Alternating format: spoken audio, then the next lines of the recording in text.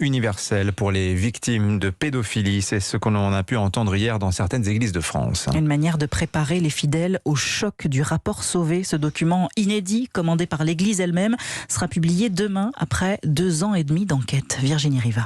Oui, c'est un énorme travail qui va être présenté, plus de 1300 pages au total. Le document principal analyse l'attitude de l'Église dans sa gestion de la pédophilie depuis les années 50 et formule 40 préconisations.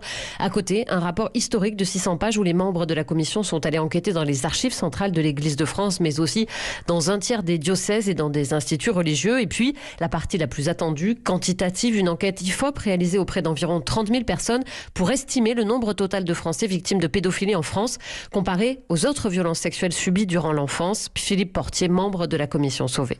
Je ne peux pas évidemment donner de chiffres, mais Monseigneur de Moulin-Beaufort, qui connaît les chiffres, qui est le président de la conférence des évêques de France, a signalé que le phénomène était d'une ampleur finalement assez insoupçonnée. Le niveau d'abus dans l'Église n'est pas négligeable du tout, même si, encore une fois, la famille est vraiment le premier lieu de constitution des abus.